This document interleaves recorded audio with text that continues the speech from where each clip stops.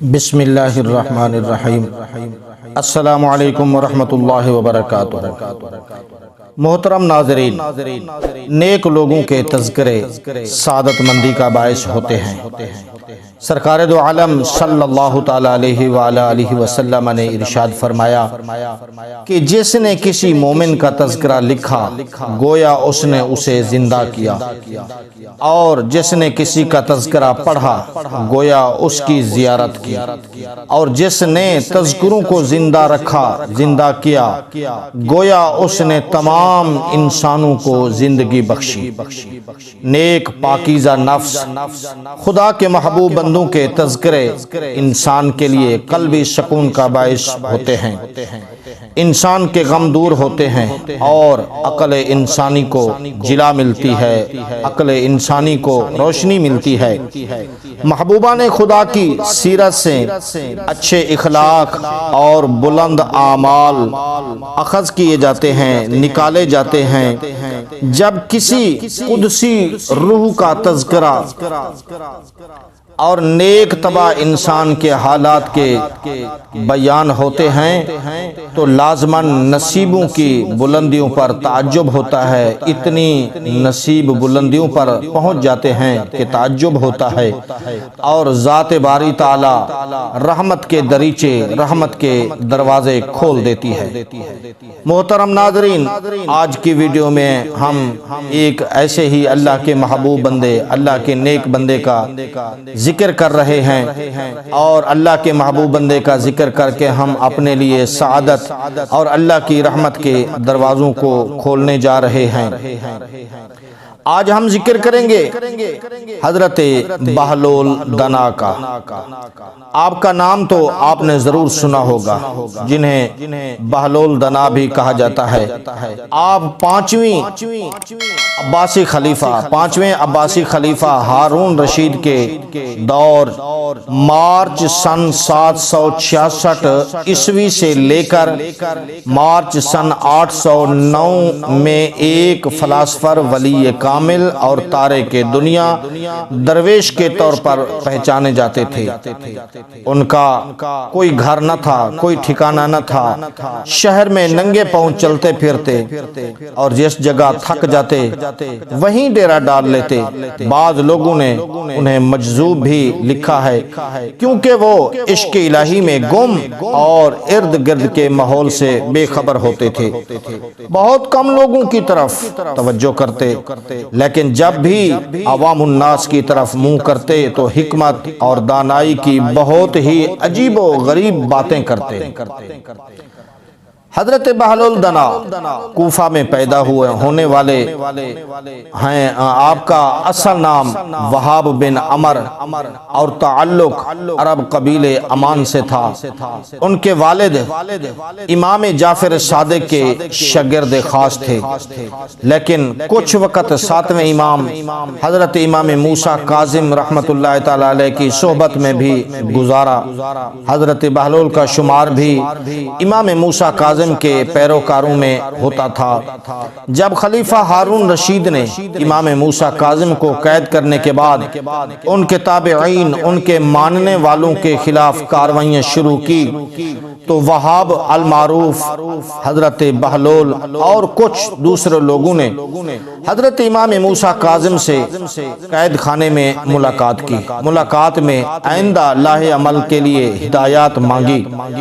امام علی مقام حضرت امام موسیٰ کاظم رحمت اللہ تعالی علیہ نے جواب میں صرف ایک لفظ جیم لکھ کر اپنے عقیدت مندوں کے حوالے کر دیا۔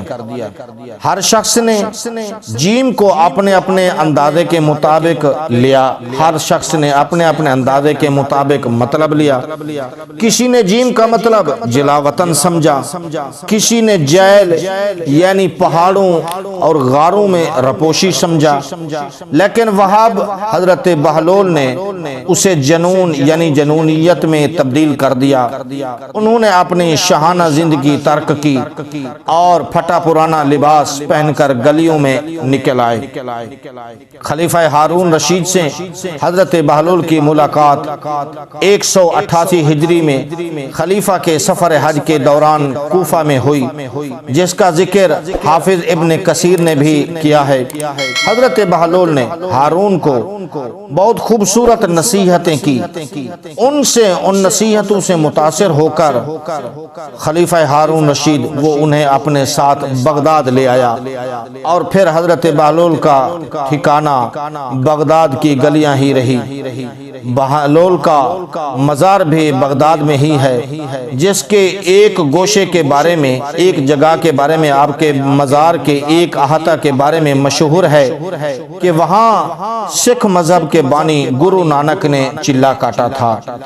کہتے ہیں تاریخ دان، یہ بہلول دنا ایک دن دریا کے کنارے پر بیٹھے گیلی ریت کی ڈھیریاں بنا رہے تھے، اور ہارون رشید کی چہیتی ملکہ زبیدہ اپنے محل کے جھروکوں سے بڑے انہماک اور بڑی توجہ کے ساتھ انہیں دیکھ رہی تھی۔ وہ مٹی کی ڈھیریاں بناتے اور پھر خود ہی اسے مسمار کر دیتے۔ ملکہ جھروکوں سے اتر کر اپنی سہیلیوں کے ہمراہ دریا کے کنارے آ گئی اور پوچھا، کیا کر رہے ہو؟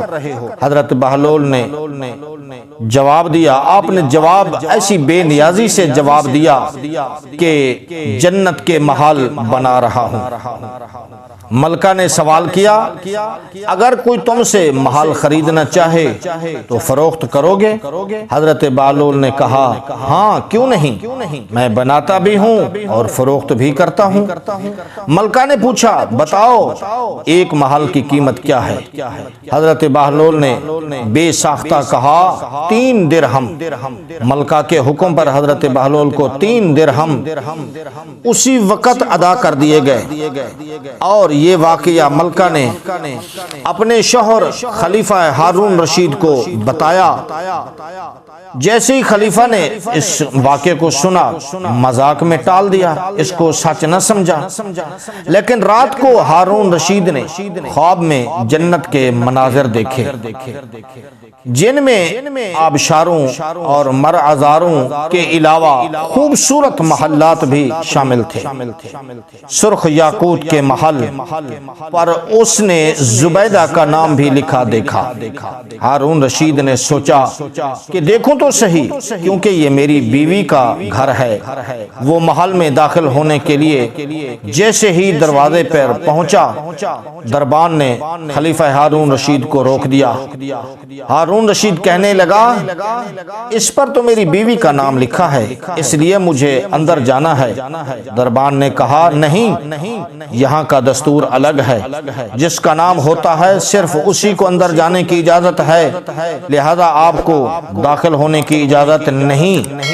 جب دربان نے خلیفہ ہارون رشید کو پیچھے ہٹایا تو اسی لمحے خلیفہ کی آنکھ کھل گئی، لیکن بیدار ہونے پر اس کو جناب والا بڑا افسوس ہوا اور خیال آیا کہ اللہ تعالیٰ نے زبیدہ کے حق میں حضرت بہلول کی دعا کو قبول فرما لیا ہے۔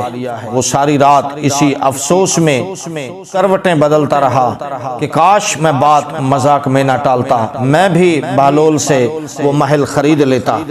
خیر، اگلی شام وہ بہلول کو تلاش کرتا دریا کے کنارے پہنچ گیا۔ بہلول ایک جگہ بیٹھے اسی طرح مکان بنا رہے تھے۔ ہارون رشید نے پوچھا، کیا کر رہے ہو؟ حضرت بہلول نے کہا، جنت کے محل بنا رہا ہوں۔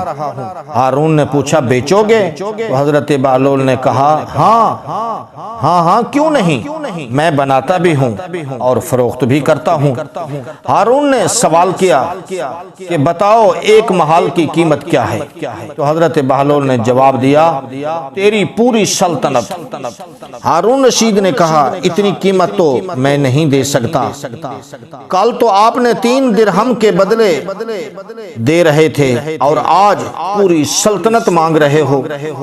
تو حضرت بہلول نے کہا، اے خلیفہ، کل بن دیکھے معاملہ تھا، اور آج تم محل دیکھ کر آئے ہو۔ خلیفہ سن کر مایوسی سے گھٹنوں کے بل حضرت بہلول کے قدموں میں گرا، سامنے بیٹھ گیا اور کہنے لگا حضرت آپ میری ساری سلطنت لے لیں لیکن ایک محل مجھے بھی دے دیں۔ جب حضرت بہلول نے خلیفہ کی عاجزی دیکھی تو فرمایا میں تمہاری سلطنت کا کیا کروں گا؟ اس دنیا کی محبت تو بہت سارے گناہوں کی جڑ ہے، جاؤ اپنی سلطنت اپنے پاس رکھو، میں اس محل کو بھی تمہارے لیے 3 درہم میں فروخت کرتا ہوں۔ اللہ تعالی ہمیں ان بزرگوں سے سچی محبت نصیب فرمائے، عقیدت نصیب فرمائے۔ السلام علیکم ورحمۃ اللہ وبرکاتہ۔